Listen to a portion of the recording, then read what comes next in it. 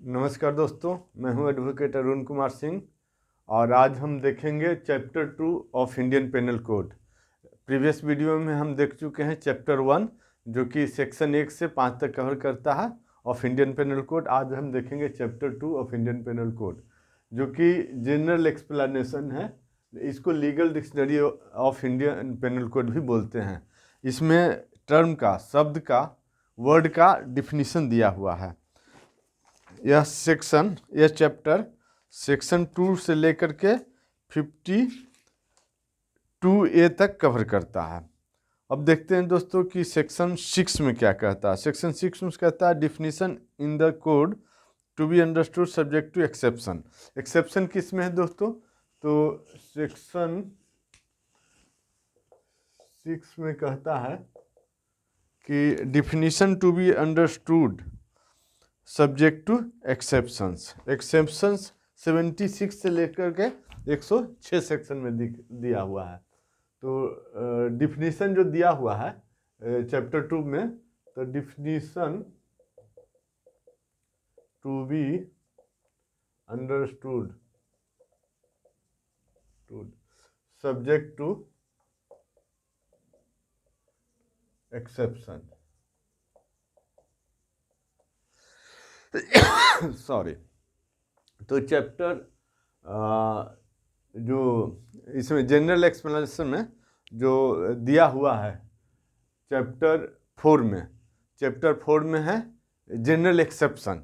तो उसको दिया हुआ है कि 7 साल, एक एग्जाम्पल के लिए कि 7 साल के बच्चा या 7 साल से नीचे का बच्चा कोई अपराध नहीं कर सकता है। लेकिन मान लो कि 302 में दिया हो कि जो भी मर्डर करेगा उसको आजीवन कारावास या फांसी की सज़ा होगी। तो वहाँ पर जो भी अब आगे आएगा डिफिनीशन, तो वो जनरल एक्सेप्शन जो है उसको वहाँ पर भी सभी लागू होगा। मीन्स पूरे इंडियन पेनल कोड में, पूरे बुक में वो लागू होगा, यही कह रहा है। उसके बाद section 7 sense of expression once explained. Means यहाँ पर जैसे एक्सप्लेनेशन है चैप्टर 2 में और कोई वर्ड एक्सप्लेन किया गया है तो वह पूरे इंडियन पेनल कोड में लागू होगा। जैसे मान लो कि सेक्शन 8 है जेंडर। ही मीन्स सी भी बोल रहा है, he means it's derivative means हर भी, हिज भी, ये सभी होंगे। जैसे द प्रोनाउन सेक्शन 8 है gender, the pronoun he and its derivatives are used of any person whether male or female. Male के लिए भी होगा, फीमेल के लिए होगा। इसका डेराइवेटिव मीन्स हर, हिम, ये भी मेल के लिए होगा, फीमेल के लिए होगा। तो यहाँ जब एक्सप्लेन कर दिया गया तो पूरे इंडियन पेनल कोड में लागू होगा, right from section 1 to section 511 तक। वही बोल रहा है इस सेक्शन 7 में। Sense of expression once explained, every expression which is explained in any part of this code is used in every part of this code in conformity with the explanation। Section 7 में क्या कह रहा है? Section 7 में बोल रहा है कि every expression which is explained in any part of this code, every explanation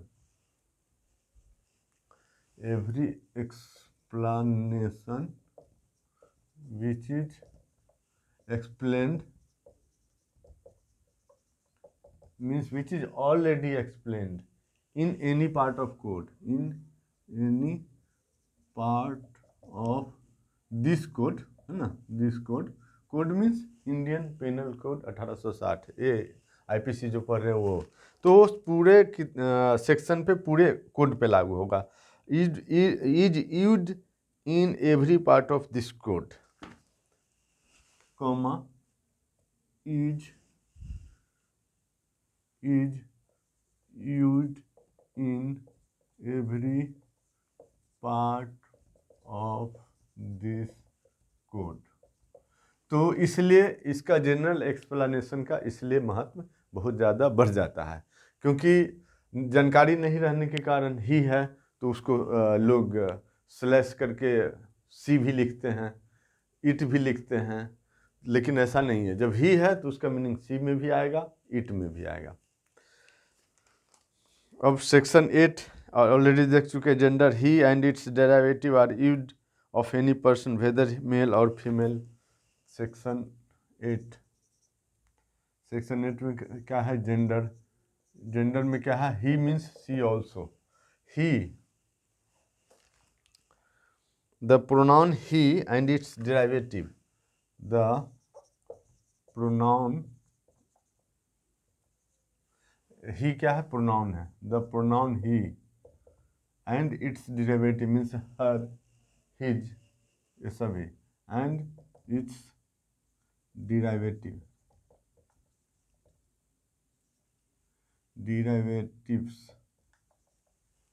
derivatives are used of any person whether male or female, are used for any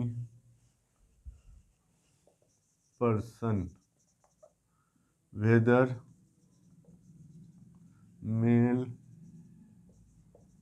or female. Male हो या female हो, वो दोनों के लिए use होगा। कौन सा? ही। कहीं ही लिखा है तो ही मीन्स सी भी। देखते हैं सेक्शन 9। सेक्शन 9 इसमें क्या कहता है? सेक्शन 9 है नंबर्स। नंबर्स ही means singular number includes also plural number, and plural numbers includes also singular number, unless the 9 means number, unless the contrary appears from the context. Other words importing a singular number include the plural number, and words importing the plural number include the singular number. Means the words जैसे ही है तो ही means they भी, दे है, दे means he भी। और कुछ जैसे cow है, काउ मीन्स काउज भी।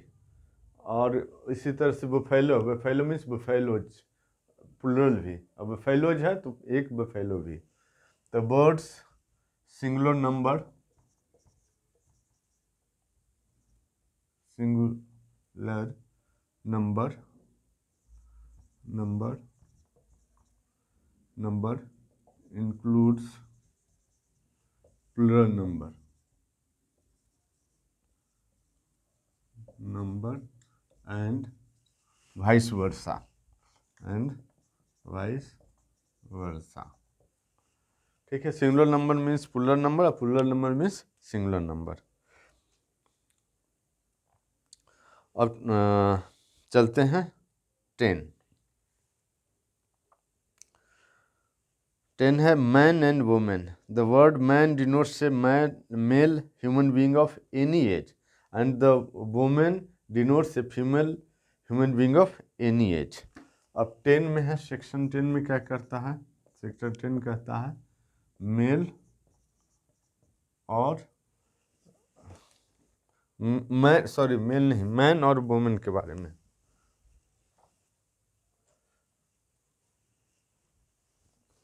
मेल नहीं, मैन और जेंडर तो हो ही गया, ही और सी। मेल मीन्स फीमेल भी, फीमेल मीन्स मेन फ्री, ये तो जेंडर हो गया 8 में। अब 10 में कहता है मैन और वुमेन के बारे में। मैन और वुमेन के बारे में ये क्या कहता है कि man denotes a male human being of any as.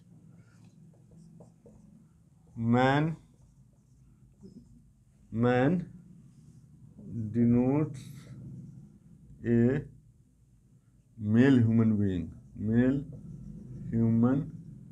Being of any as.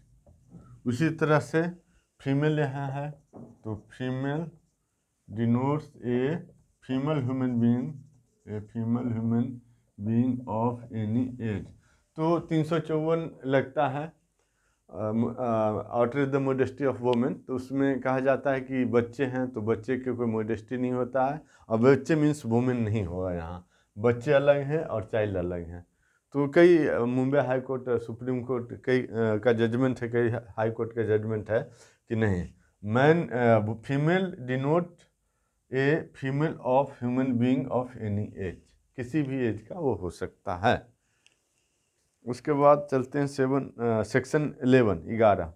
Person the word includes any company, association or body of person whether incorporated or not. Person का डिफिनीशन यहाँ बोला है सेक्शन 11 में, section 11 में बोला है person का definition क्या है। पर्सन, तो पर्सन का डिफिनीशन बोला है कि person means not only natural person but also a company, A artificial person. Person includes any company और association or body of person weather कॉर्पोरेटेड और नॉट, और ए ग्रुप ऑफ पर्सन भी।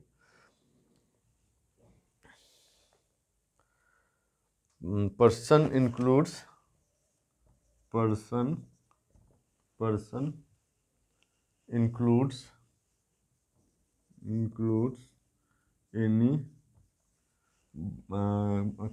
any company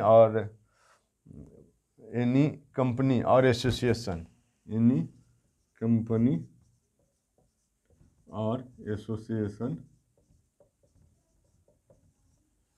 or a group of person means a body of persons or a body of persons whether incorporated or not, whether incorporated or not, incorporated or not, weather incorporated or not. इसका meaning क्या होता है?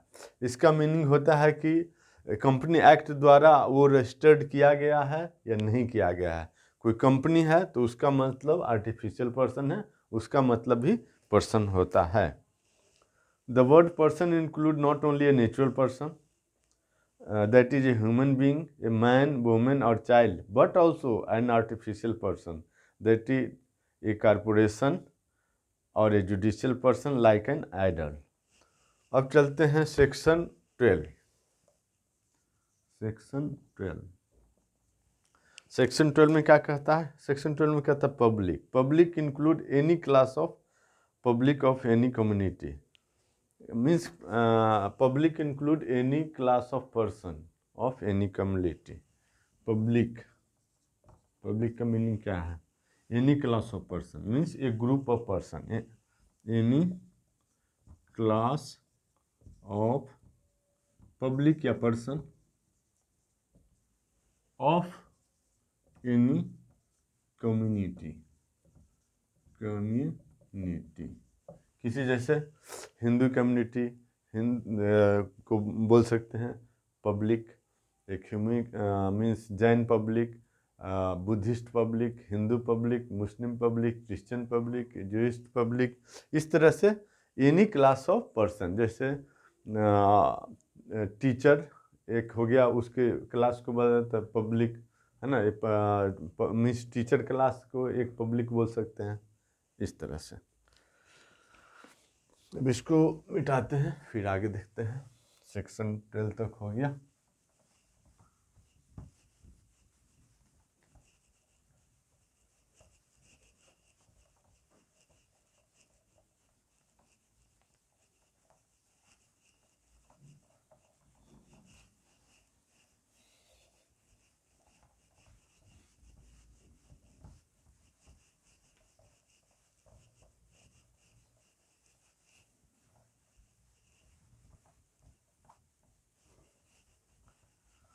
अब देखते हैं section 13। Section 13 क्या कहता है?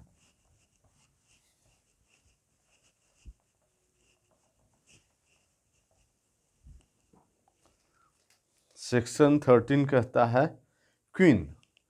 तो क्वीन किंग, ये एक्ट बना है 1860 में और भारत आज़ाद हुआ 15 अगस्त 1947 को। तो उससे पहले तो क्वीन का डेफिनेशन चाहिए, लेकिन अभी इसको रिफिल्ड कर दिया गया है बाय एक्ट ऑफ 1950। 1950 में रिफिल्ड कर दिया गया, क्योंकि 1950 में गवर्नर जनरल के जगह पर राष्ट्रपति बन गया, प्रेसिडेंट ऑफ इंडिया। उसके बाद सेक्शन 16 कहता है गवर्नमेंट ऑफ इंडिया, उस समय का गवर्नमेंट ऑफ इंडिया, तो वो भी रिपील कर दिया गया साथ में। सेक्शन 13 कहता है क्वीन, जो रिपील कर दिया। सेक्शन 14 कहता है सर्वेंट ऑफ गवर्नमेंट, तो सर्वेंट ऑफ गवर्नमेंट है section 14। Section 14 servant of government, तो सर्वेंट ऑफ गवर्नमेंट ये जानते ही हैं, जो गवर्नमेंट जॉब में एम्प्लॉय हो वो गवर्नमेंट का सर्वेंट है। यहाँ भी सेम है मोर और less. The servant of government denotes any officer और सर्वेंट कंटिन्यूड, है ना, और कॉमा अपॉइंटेड और employed in India by under the authority of government. Under the authority of government, कौन सा गवर्नमेंट? स्टेट गवर्नमेंट और central government. Government means state government और central government. India के अथॉरिटी में तब भी और स्टेट के अथॉरिटी में तब भी। तो कहता है servant of government denotes any officer servant, कौन सा क्या कहता है कि any officer servant, any officer बोल सकते हैं उसको, सर्वेंट बोल सकते हैं। कंटिन्यूड अपॉइंटेड, कंटिन्यूड मीन्स पहले से अपॉइंटेड है ब्रिटिश ज़माने से, अभी चलता आ रहा है, तो वो भी हो जाएगा, इसलिए उसको बोलेंगे कंटिन्यूड। और या फ्रेश अपॉइंटमेंट हुआ है तो लिख उसको बोलेंगे अपॉइंटेड, या एम्प्लॉयड हुआ है, एम्प्लॉय किया गया है तो उसको बोलेंगे एम्प्लॉयड।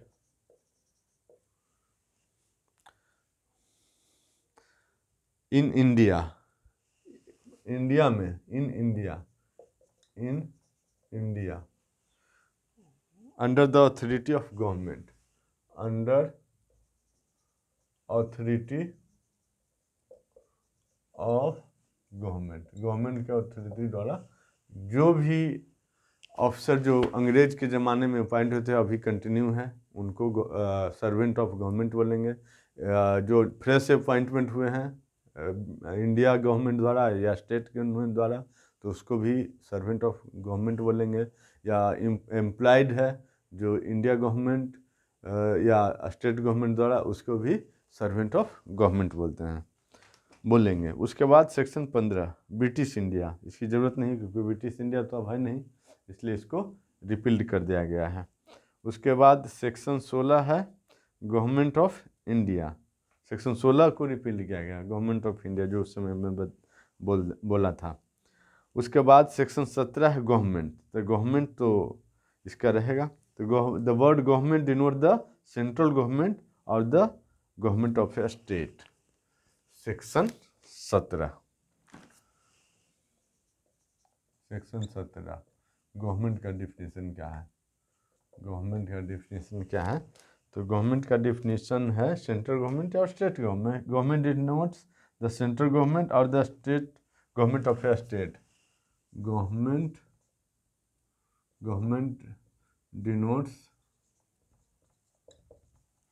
सेंट्रल गवर्नमेंट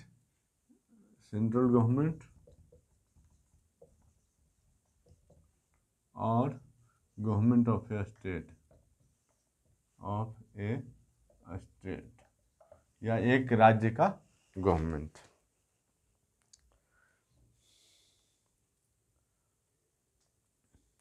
उसके बाद सेक्शन 18 में कहता है इंडिया। सेक्शन 18 में इंडिया कहता है, इंडिया का डिफिनीशन क्या है?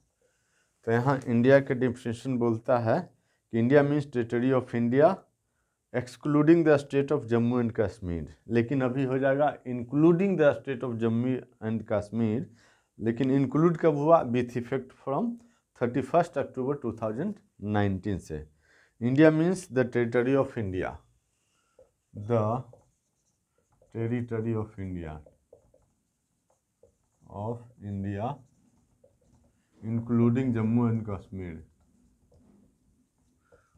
Including Jammu and Kashmir JNK with effect from कब से? विथ इफेक्ट फ्रॉम 31 अक्टूबर 2019 से, 31 अक्टूबर 2019 से। उसके बाद 20 में है जज। तो जज का डिफिनीशन क्या है? सेक्शन 19 में है जज। जज किसको बोलते हैं? सेक्शन 19 में है जज।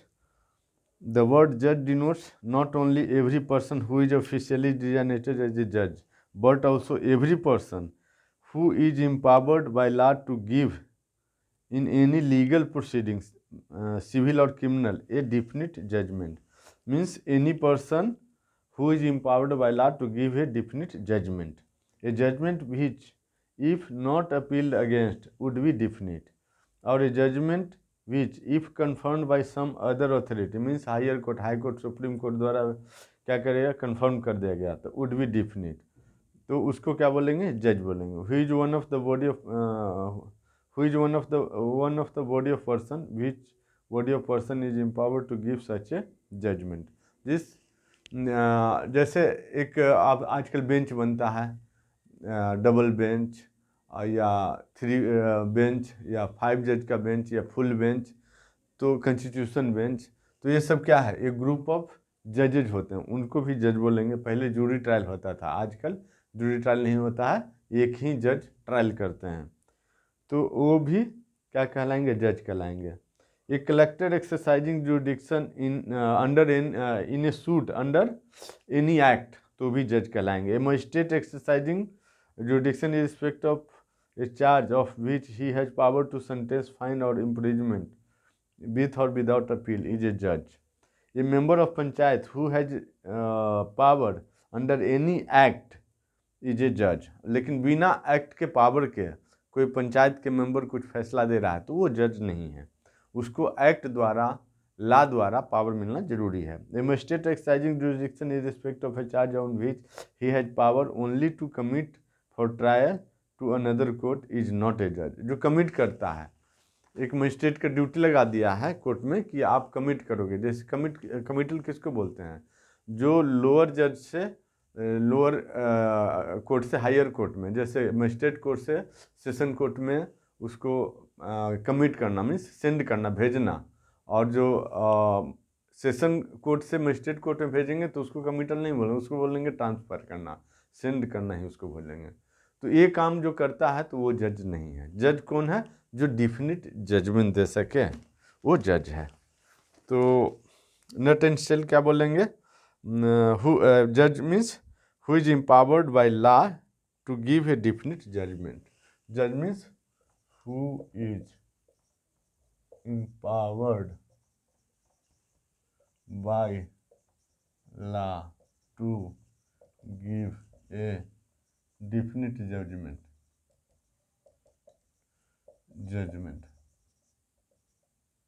Definite judgement.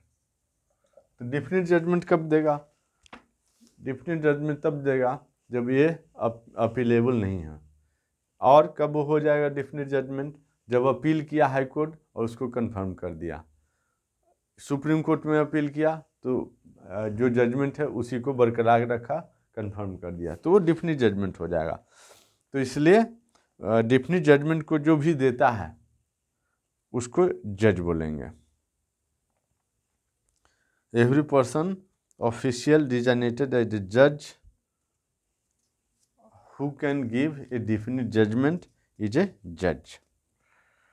The above definition show that not only every person designated as a judge is a judge, that is high court judge, district court judge, session court judge, civil judge, but also the person who fall under above category। above category means magistrate जो है, जो jurisdiction in respect of in charge of which he has power only to commit for trial, वो तो नहीं होगा। member of panchayat who has empowered under any rules, regulations or act to means give a judgment, तो भी जज है। Magistrate जो कि empowered to sentence, fine or imprisonment with or without appeal is a judge। A collector exercising jurisdiction in a suit is a judge। An election officer empowered to remove names from the electoral roll comes within the term judge।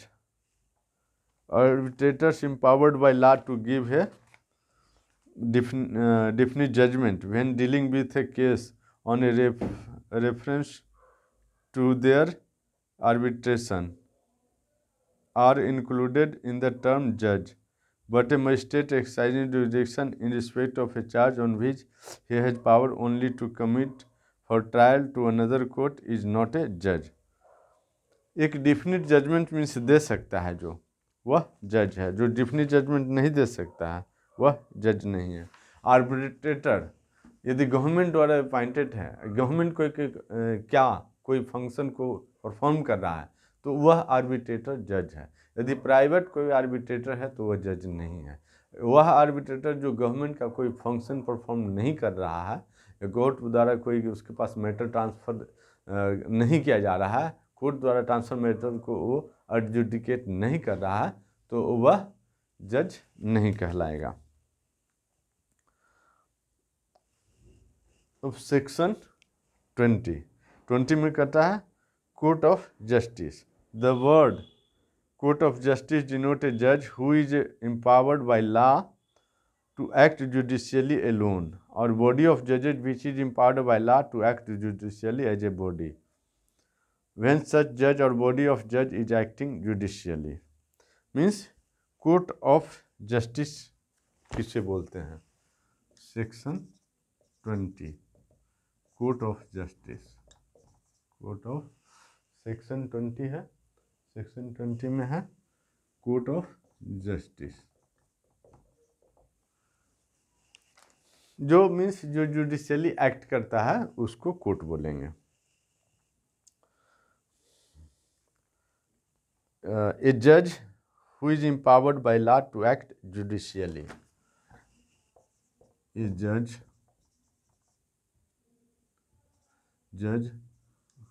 who is empowered, a judge who is empowered by law to act judicially, to act judicially is judge, या एक group of जज who is empowered by law to act judicially is also a जज। कहता है body of जजेज means double bench, means 3 bench, 5 bench, constitution bench, जजेज जो बैठते हैं तो वो भी क्या कहलाएगा? कोर्ट कहलाएगा। ये panchayat acting under any act या regulation 7/1816 of Madras Court having power to try and determine suit is a court of justice, उसको भी कोर्ट बोलेंगे। 10 a panchayat under UP Panchayat Raj act having power to try and determine suit in a court of justice, but when the judge are transacting merely administrative business, they are not court of justice। जज ही हैं, real में वो जज है, लेकिन जब जज कोई एडमिनिस्ट्रेटिव फंक्शन परफॉर्म कर रहा है तो वह जज कोर्ट नहीं कहलाएगा। जब जज कोई जुडिशियल फंक्शन परफॉर्म कर रहा है तो वह उस समय कोर्ट कहलाएगा।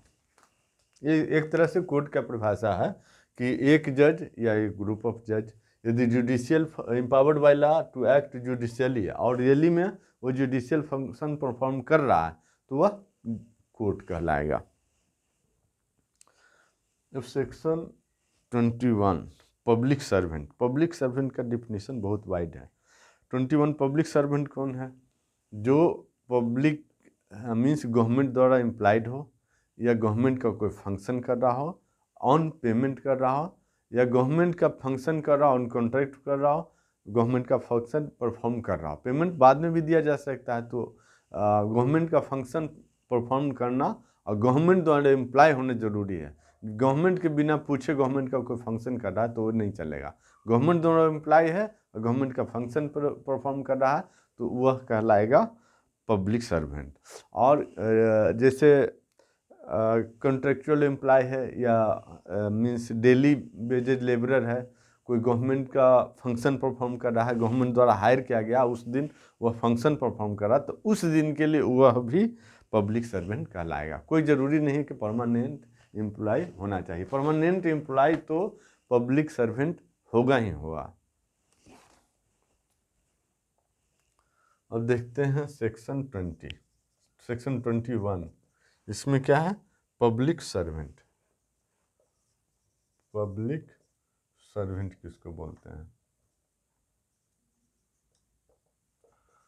तो इसमें पब्लिक सर्वेंट में 12 दिया गया कैटेगरी, उसको पब्लिक सर्वेंट बोलते हैं। पहला रिपील कर दिया गया है, वो कुछ ब्रिटिश गवर्नमेंट से रिलेटेड था इसलिए रिपील कर गया है, दिया गया है। तो दूसरा से चलते हैं। दूसरा में क्या है? दूसरा में है every commissioned officer, every commissioned officer, every commissioned officer. Commissioned officer क्या होता है? इंडियन एयरफोर्स, आर्मी, नेवी में कमीशन्ड ऑफिसर्स होते हैं, एवरी कमीशन्ड ऑफिसर्स। तो ये क्या है? ये पब्लिक सर्वेंट है। तीसरा में क्या है? एवरी जजेज, तीसरा में है every जजेज, every जजेज, every जजेज, every commissioned officer, every जजेज। चौथा में क्या है? चौथा में है every officer of the court of justice. चौथा में है कि every officers of court of justice या कोर्ट के प्रत्येक ऑफिसर्स हैं वो पब्लिक सर्वेंट कहलाता है। उसके बाद पाँचवा में है क्या है? चलते हैं। पाँचवा में है एवरी जूरीमैन, असेसर, ये सब क्या है? पब्लिक सर्वेंट है। एवरी जूरीमैन, जूरीमैन क्या है? वही जजेज, एक ग्रुप ऑफ जजेज है तो वो जूरीमैन है। असेसर है, असेस करता है, असेसमेंट, असेसर कि कितना पैसा किसको मिलना चाहिए, किसी ज़मीन का वैल्यू कितना होना चाहिए, है ना? तो असेसर्स हैं। तो ये सब भी पब्लिक सर्वेंट कहलाएंगे। उसके बाद सिक्स्थ में है कि every arbitrator or other person to whom any case or matter has been referred for decision by any court, means arbitrator, government arbitrator बोल रही है तब हो जाएगा क्लियर यहाँ। गवर्नमेंट आर्बिट्रेटर्स, तो वो भी पब्लिक सर्वेंट है। गवर्नमेंट द्वारा पेमेंट जो इसको मिल रहा तो वो पब्लिक सर्वेंट है, ऐसे नहीं, प्राइवेट आर्बिट्रेटर नहीं। सातवां में बोलता है every person who hold any office by virtue of which he is empowered to place or keep any person in confinement, है ना? A person means every person है ना? Every person empowered to place or keep any person in confinement, every person empowered to keep slash place any person in confinement means every person empowered to keep or place any person in confinement, जो कि jail में रख सकता है, जो कि arrest कर सकता है, जैसे थाना के सारे स्टाफ क्या है? पब्लिक सर्वेंट हैं। जेल के सारे स्टाफ क्या हैं? पब्लिक सर्वेंट है। उसके बाद चलते हैं, 7 हो गया। 8वां पॉइंट में सेक्शन 21 में ही 8वां पॉइंट क्या है? Every officer of government whose duty it is as such officer to prevent offences, to give information of offences, or to bring offender to justice, or to protect the public health, safety or convenience. Means every officer whose उसका जिसका duty है to prevent, है ना, to prevent offences, है ना? Every officer, 8 में every officer whose duty is to prevent offences, duty is to prevent offences। जैसे police का ड्यूटी क्या है? पुलिस का ड्यूटी है इज टू प्रिवेंट ऑफेंस, तो वो पब्लिक सर्वेंट में आ जाएगा।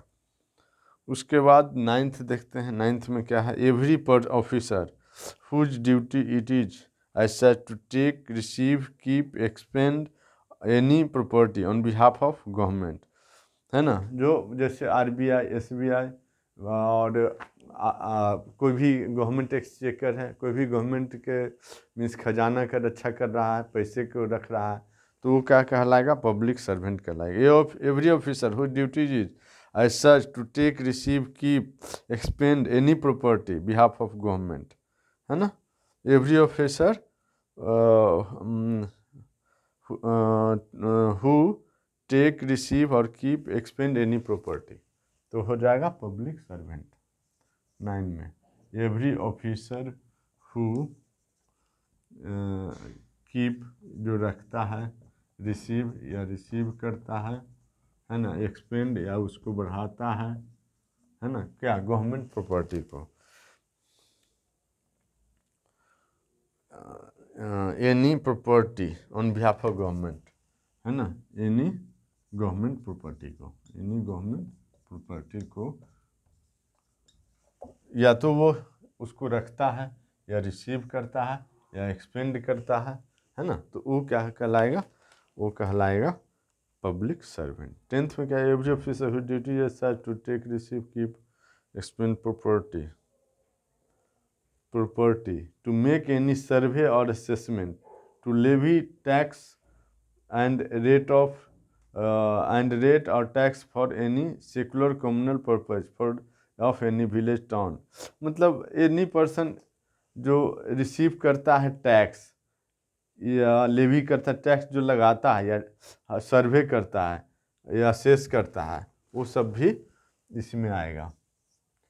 Every officer who levy tax, जो टैक्स लगाता है वो भी क्या में आएगा, पब्लिक सर्वेंट में आएगा।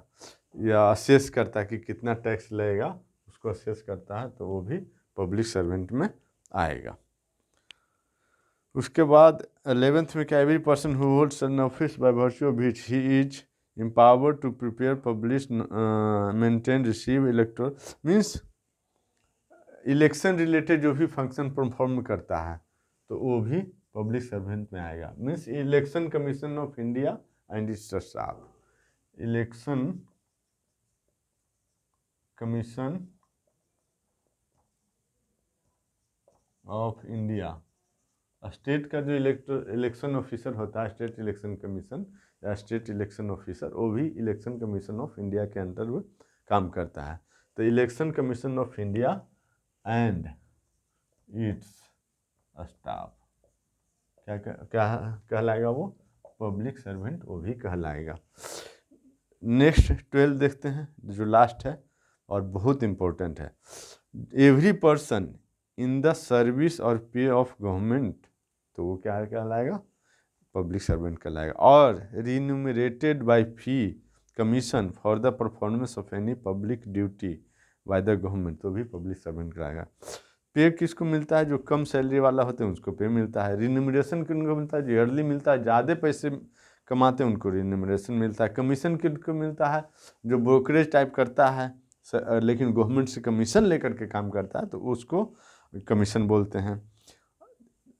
इसको 2 पार्ट में बांटा गया, ए और बी 12 को। तो बी में क्या कहता है, इन द सर्विस और पे ऑफ द लोकल अथॉरिटी, तो या कारपोरेशन जो established by government, means state या सेंट्रल गवर्नमेंट द्वारा इस्टेब्लिश किया गया हो।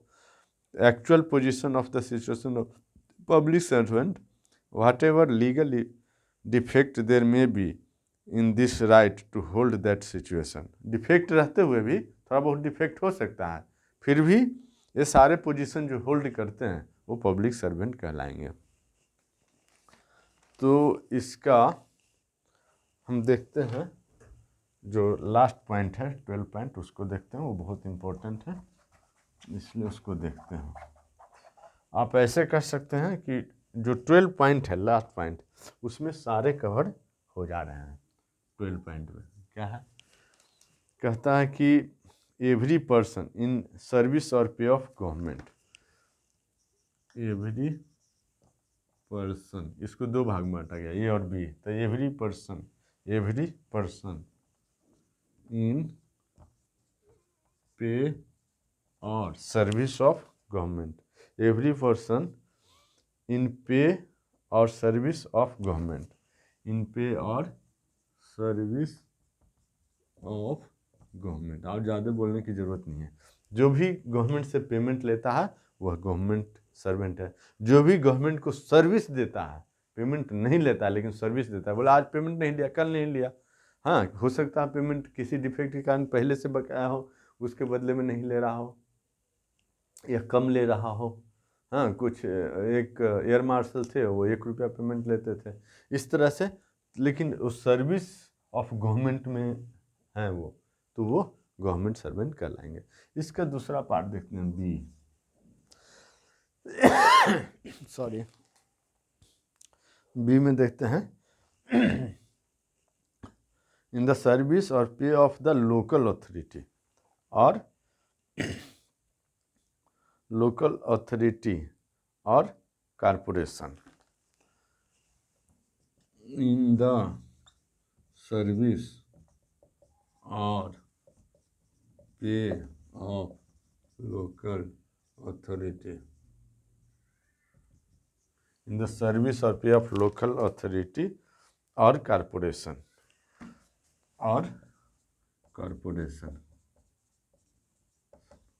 जैसे दिल्ली म्यूनिसिपैलिटी है या मुंबई म्यूनिसिपैलिटी है, मुंबई कॉरपोरेशन है, तो उसमें कोई एम्प्लॉय है तो वो भी क्या कहलाएगा, उसका से कोई सर्विस दे रहा है उसमें या उससे कोई पेमेंट ले रहा है, तो वो भी कहलाएगा पब्लिक सर्वेंट। उसको ही बोलेंगे हम पब्लिक सर्वेंट।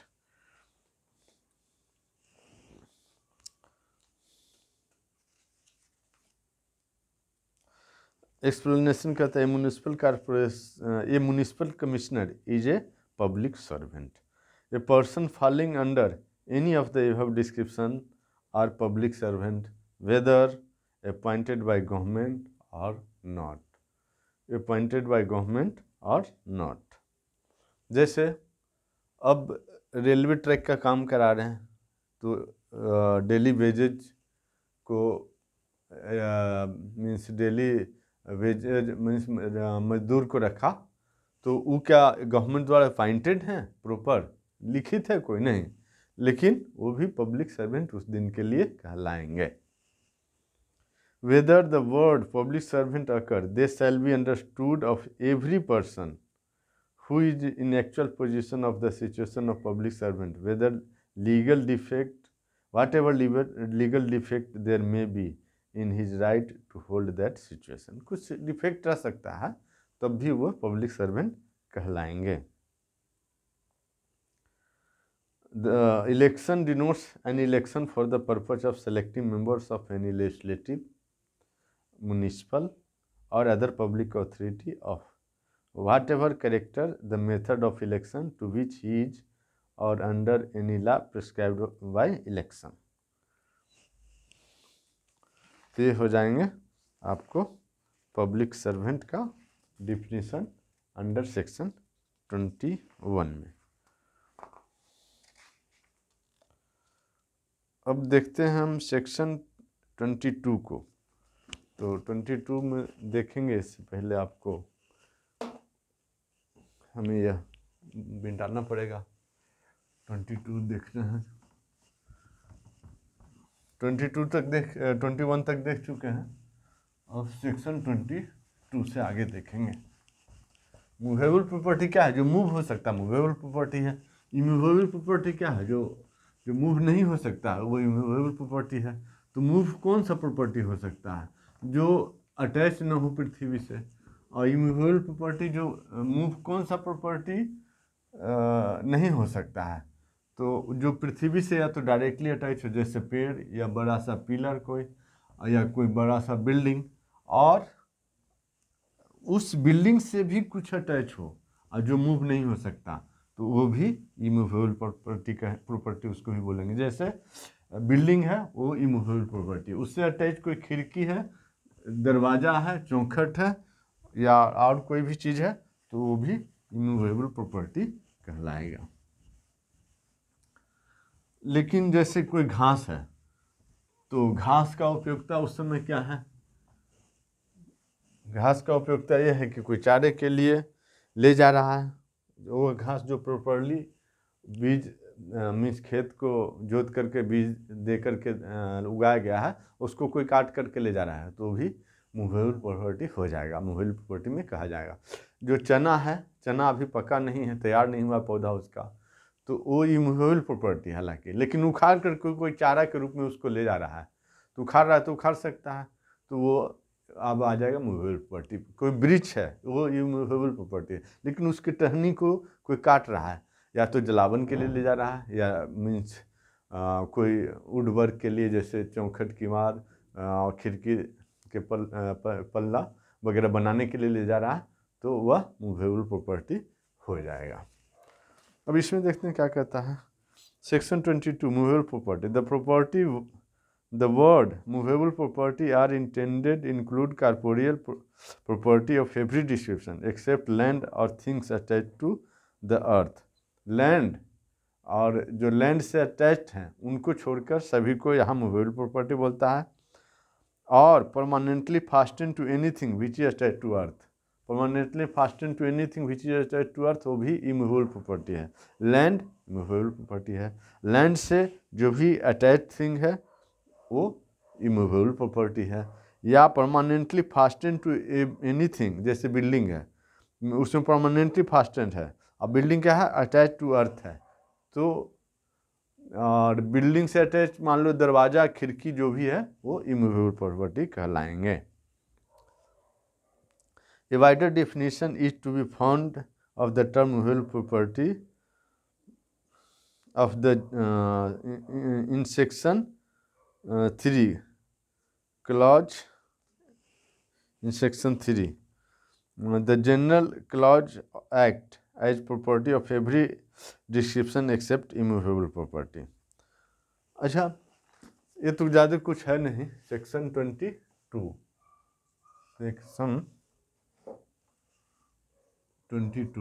क्या कहता है? मूवेबल प्रॉपर्टी के बारे में कहता है, मूवेबल प्रॉपर्टी के बारे में। तो इसी में मूवेबल प्रॉपर्टी के बारे में कहता है,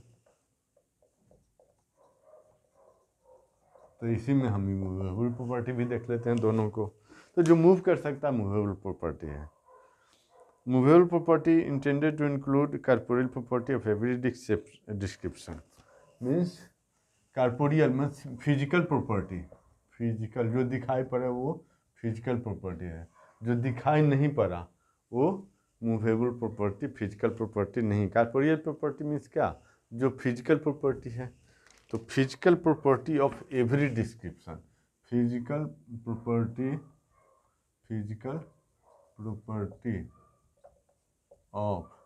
एवरी डिस्क्रिप्शन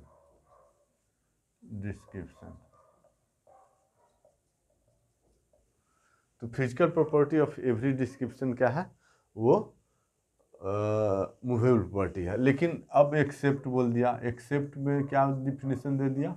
एक्सेप्ट में डिफिनेशन दे दिया कि इमूवेबल प्रॉपर्टी कौन सा है, इमूवेबल प्रॉपर्टी का डिफिनेशन दे दिया। उसमें क्या बोला कि एक्सेप्ट एवरी एक्सेप्ट लैंड, पहला में कि लैंड मूवेबल प्रॉपर्टी नहीं है, ये क्या है? इमूवेबल प्रॉपर्टी है। दूसरा में थिंग्स अटैच टू लैंड और अर्थ, थिंग्स अटैच टू लैंड या अर्थ, थिंग्स अटैच टू लैंड, ये भी क्या है? ये भी मूवेबल प्रॉपर्टी नहीं है, क्या है? Immovable property. तीसरा, अब जो थिंग्स अटैच टू अर्थ उसमें भी कोई अटैच रहे तो भी इमूवेबल प्रॉपर्टी है, उसको इसने ऐसे लिखा है permanently fasten to anything which is attach to the land या अर्थ। पर लैंड या अर्थ एक ही बात है। परमानेंटली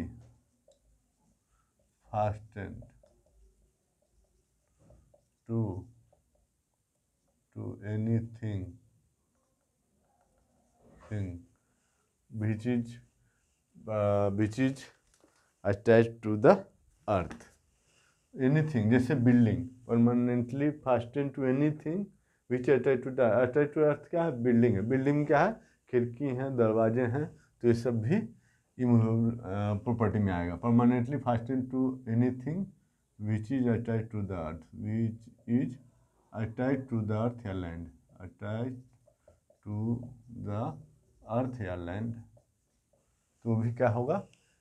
इमूवेबल प्रॉपर्टी का है। मतलब तीन चीज़ छोड़ के, लैंड छोड़ के, लैंड में कोई चीज़ अटैच है उसको छोड़ के, जैसे बिल्डिंग अटैच है उसको छोड़ के, और उस बिल्डिंग में कोई चीज़ अटैच है उसको छोड़ के। मीन्स एक लैंड, मोटा मोटी से ले लो एक लैंड, दूसरा थिंग अटैच टू लैंड। तो एक एग्जाम्पल ले लेते हैं बिल्डिंग, कोई बिल्डिंग ले लो, बुर्ज खलीफा ले लो, बुर्ज खलीफा।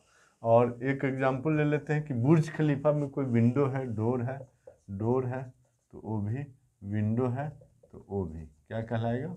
ये कहलाएगा इमूवेबल प्रॉपर्टी। तो ये तीनों को छोड़कर बाकी सब दुनिया में जो भी चीज़ है वो मूवेबल प्रॉपर्टी है।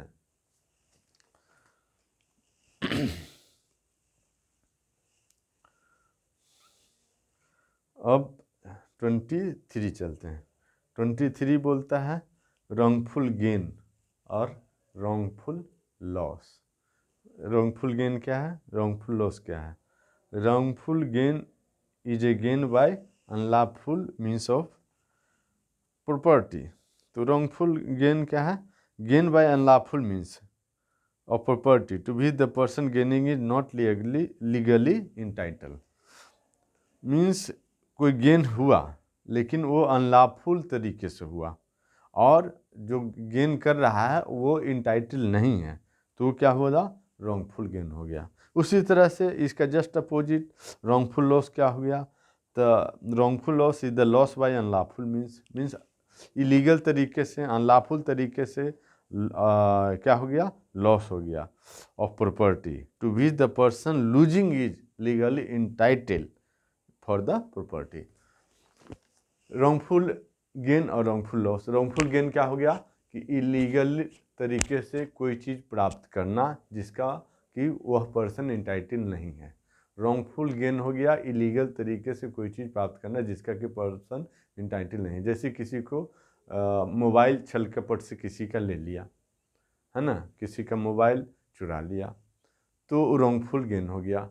किसी और जिसका मोबाइल चुराया, जिसका मोबाइल छल कपट से लिया गया, जिसका प्रॉपर्टी, जिसका संपत्ति छल कपट से लिया गया, तो उसको क्या हो गया? रॉन्गफुल लॉस हो गया। तो इसी को बताया है सेक्शन 23 में। सेक्शन 23 रॉन्गफुल गेन और रॉन्गफुल लॉस को बताया। रॉन्गफुल गेन, रॉन्गफुल गेन बताया, गेनी रॉन्गफुली, तो रॉन्गफुल गेन।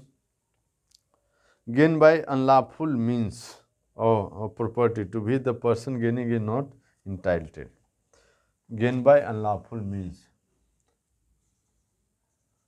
wrongful gain का gain by unlawful means, है ना? किस चीज़ का गेन होगा? Of property, means of property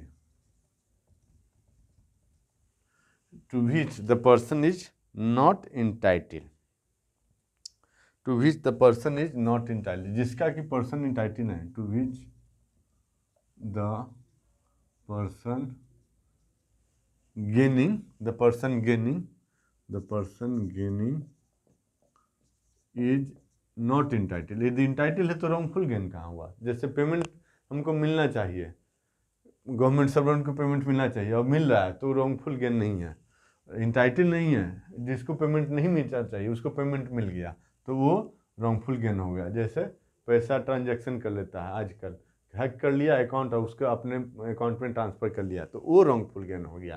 कि गेन बाय अनलॉफुल मीन्स हो गया property to which the person gaining is not entitled. अच्छा, अब यहीं पर रॉन्गफुल लॉस, जस्ट इसके अपोजिट। रॉन्गफुल लॉस क्या हो जाएगा?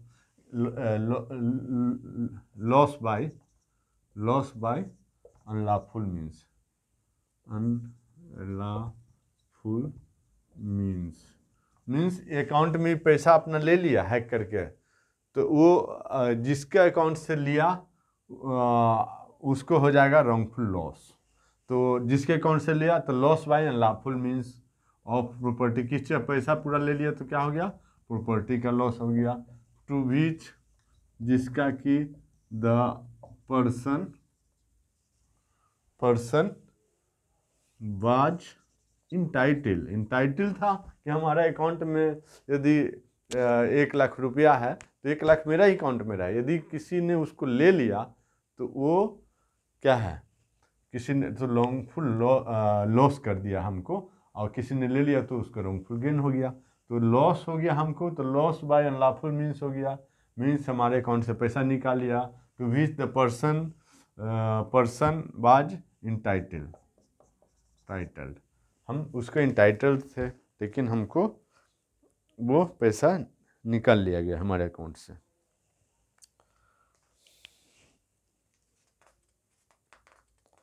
सेक्शन 24 है dishonestly.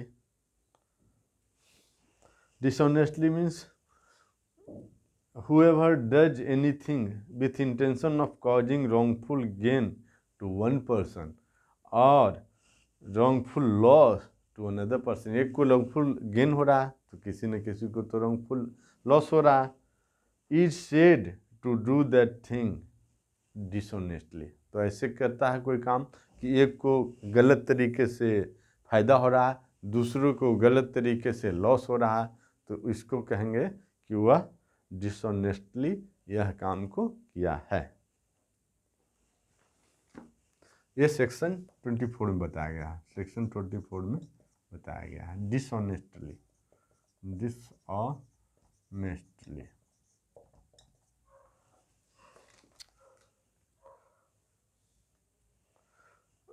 Whoever does anything with intention of causing wrongful gain to one person,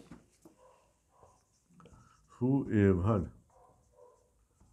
does anything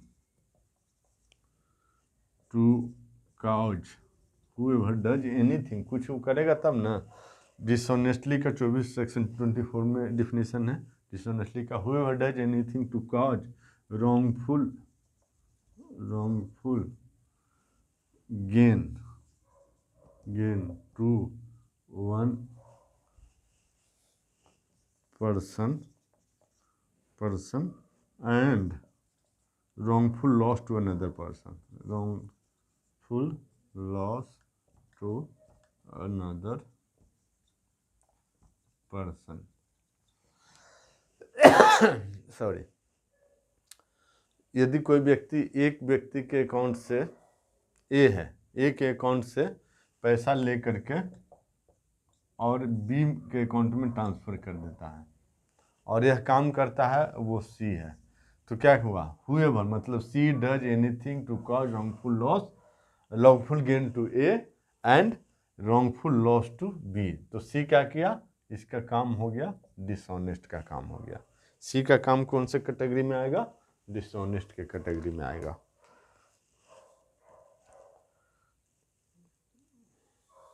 section 24, whoever does anything with intention of causing wrongful gain to one person or wrongful loss to another person is said to do that thing dishonestly। and के जगह पर और कर सकते हैं, to one person और wrongful gain to one person, खाली इतना कर दिया, एक को wrongful gain हो गया। अब किससे गेन हुआ, कैसे गेन हुआ, तो मान लो कि कुछ छोड़ करके गया एक बंदा कि आ रहा हूँ पानी पी के बगल से आ रहा हूँ, और दूसरे ने उठा लिया तो उसको रॉन्गफुल ये हो गया, क्या हो गया, गेन हो गया। अब किस तरह से हुआ, किससे हुआ, ये छोड़ दीजिए, तो वो भी क्या कहलाएगा, डिसऑनेस्टली कहलाएगा। और दूसरे को क्या हो गया, रॉन्गफुल लॉस हो गया, तो वो भी डिसऑनेस्टली कहलाया। whoever does, लेकिन कोई इस तरह से कोई काम करता, whoever does anything to cause wrongful gain to one person, अब एक थर्ड व्यक्ति जो एक पर्सन को रॉन्गफुल गेन कर दिया तो वो डिसऑनेस्ट उसका वर्क कहलाएगा। एक थर्ड पर्सन है जो दूसरे किसी बंदे का रॉन्गफुल लॉस करा दिया तो उसका वर्क क्या कहलाएगा, डिसऑनेस्ट कहलाएगा। और एक व्यक्ति को रॉन्गफुल लॉस कर दिया, दूसरे को रॉन्गफुल गेन कर दिया, दोनों एक साथ काम किया, तब भी वो डिसऑनेस्ट वर्क कहलाएगा। हालांकि इसमें दोनों एक साथ ही होगा, एक को लॉस होगा तो एक को गेन होगा, एक को गेन होगा तो दूसरे को लॉस होगा, और दोनों एक साथ होगा। जो भी ये काम करेगा, चाहे बंदा वो खुद ही ये क्यों नहीं कर रहा हो, तो इसका काम डिसऑनेस्टली कहलाएगा। उसके बाद चलते हैं 25 में, fraudulently. A person is said to do a thing fraudulently if he does the thing with intent to defraud but not otherwise. यदि वो फ्रॉड करने के लिए कोई काम करता है तो उसका जो काम है वह फ्रॉडलेंटली कहलाएगा।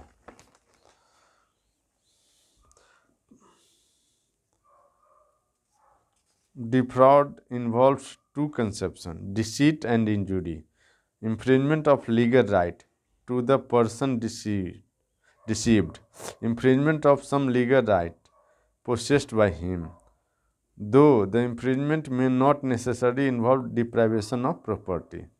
Allahabad High Court, approving of the observation of Sir James Stephen, has laid down that where there is an intention to deceive and by means of deceit to obtain an advantage, there is fraud. Means intention है और उस intention से किसी को loss कर दिया तो वो क्या हो गया, वो फ्रॉड कराएगा। किसी को एडवांटेज हो गया तो वो छल कपट से, तो वो क्या कहलाएगा, फ्रॉड कहलाएगा।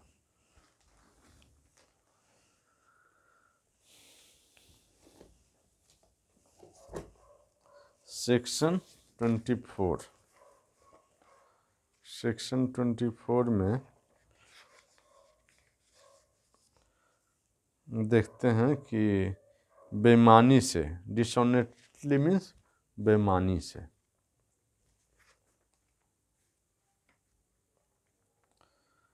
बेईमानी से कोई काम करना वही है fraudulently. Section 24, dishonestly, whoever does anything with intention of causing wrongful gain to one person or wrongful loss to another person is said to do that thing dishonestly. बेईमानी से, जो कि इस हिसाब से कोई कार्य करता है कि एक व्यक्ति को सदोष अभिलाभ कारित करे या अन्य व्यक्ति को सदोष हानि कारित करे, वह इस कार्य को बेईमानी से करता है, यह कहा जाता है। अच्छा, प्रूडेंटली मीन्स कपट पूर्वक। A person is said to do a thing prudently, कोई व्यक्ति किसी बात को कपट पूर्वक करता है, जैसे Shakuni. If he does that thing with intent to defraud and not otherwise, यदि वह उस बात को कपट से करने के आशय करता है, अन्यथा नहीं, जैसे Shakuni, Manthara. Two things expected to fraud are deceit and damage, जिसमें एक तो दो बात होना चाहिए, एक धोखा होना चाहिए और हानि भी होना चाहिए। धोखा हुआ लेकिन कोई हानि नहीं हुआ तो वो क्या है, कपट नहीं कहलाएगा। Deceit is not damage alone. The intention of deceiving any person is not important to be proved. Difference between dishonestly and deceit. Deceit is always vested in fraud while not in dishonestly. Dishonestly में fraud कोई ज़रूरी नहीं है कि कपट हो, लेकिन deceit धोखा में कपट होना ज़रूरी है। Wrongful gain and wrongful loss are necessary element of dishonestly, not of fraud. Dishonest है तो रॉन्गफुल लॉस और रॉन्गफुल गेन होना ज़रूरी है, लेकिन धोखा है तो उसमें रॉन्गफुल गेस और रॉन्गफुल लॉस कोई ज़रूरी नहीं है। जैसे धोखे से किसी को कुछ सामान है, कोई कपड़ा दिखाता है कीमती, और जहाँ पर डैमेज है कपड़ा वहीं पर हाथ रख देता है और दिखाता है कि ये कपड़ा है, इसको आप खरीदिए, तो ये कपट तो हो गया, डिफ्रॉड तो हो गया। कोई पासा फेंकता है, पासा की चाल करता है और पासा उसका अपना रहता है, और पासे में मान लो कि सभी तरफ 6 ही रहता है, उसकी मान नंबरिंग है, और 1 नहीं है, 2 नहीं है, 3 तरफ 6 ही हैं, तो वो भी एक डिफ्रॉड हो, किसी को लॉस कुछ हो या ना हो, लेकिन पासा से खेला तो कपट तो वो हो गया। तो चलते हैं सेक्शन 25। सेक्शन 25 fraudulently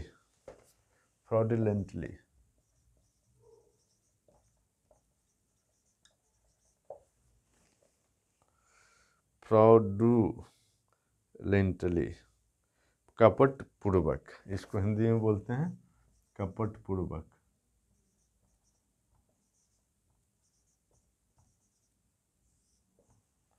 हिंदी में बोलते हैं इसको कपट पूर्वक। कपट पूर्वक, a person is said to do a thing fraudulently। A person is said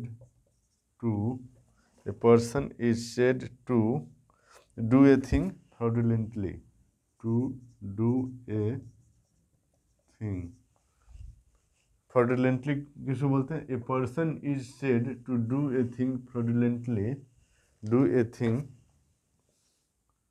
fraud लिख दो, फ्रॉडुलेंटली कब कहलाता है कि कोई भी पर्सन फ्रॉडुलेंटली काम किया? If he does that thing with intent to defraud, if he does that thing, if he does that thing with intent to defraud, and not otherwise,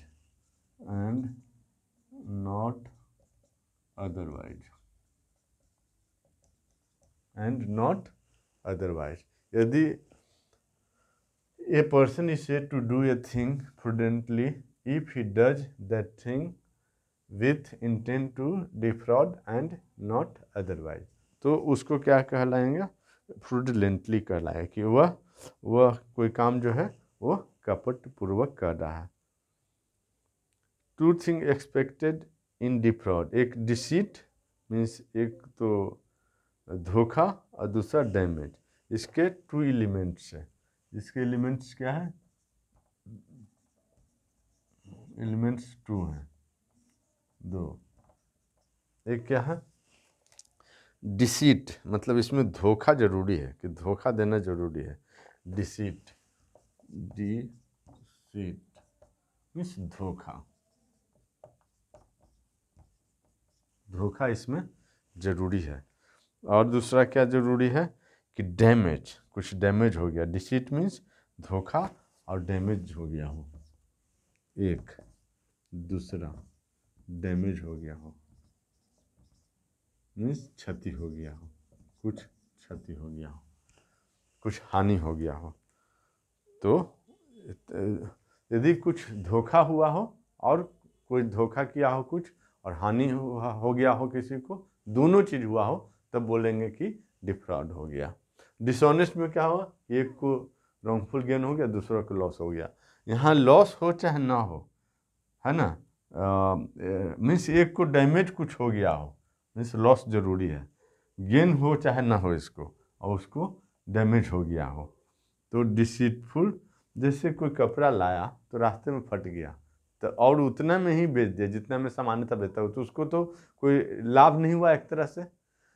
लेकिन धोखा तो किया, जहाँ फटा हुआ कपड़ा था उसमें हाथ रख के दूसरा को दे दिया, और बोला कि हमने तो आपको सही कपड़ा दिया था, आप रास्ते में आपसे फट गया होगा, तो उसको डैमेज तो हो गया। इसको लाभ हुआ? लाभ क्या हुआ? अरे इसको किसी कर्मचारी ने फाड़ दिया होगा, गलती से फट गया होगा, अब इसको पता भी नहीं है, इसको तो निकालना है, तो धोखे से निकाला, तो ये हो जाएगा प्रूडेंटली में शामिल। थैंक यू दोस्तों, आज के लिए इतना ही। और नेक्स्ट वीडियो में हम देखते हैं 26 से reason to believe, 27 property in position of wife, clerk और सर्वेंट। तो आज वीडियो इतना ही आज के लिए। और दोस्तों, आप हमारे वीडियो को आप चाहते हैं कि हम बहुत से बहुत मेहनत करें, अधिक से अधिक आपके लिए अच्छा वीडियो बनाएं, आपके जो फ़ायदा हो, तो इस वीडियो को लाइक, शेयर और सब्सक्राइब ज़रूर करें। और कुछ मैसेज भी कर सकते हैं आप हमारे मोबाइल नंबर पे 9446834559 में 9468346559 पे आप मैसेज भी कर सकते हैं, कॉल नहीं करना है, मैसेज भी कर सकते हैं। और कमेंट बॉक्स में भी आप मैसेज कर सकते हैं। धन्यवाद दोस्तों, आज के लिए इतना ही।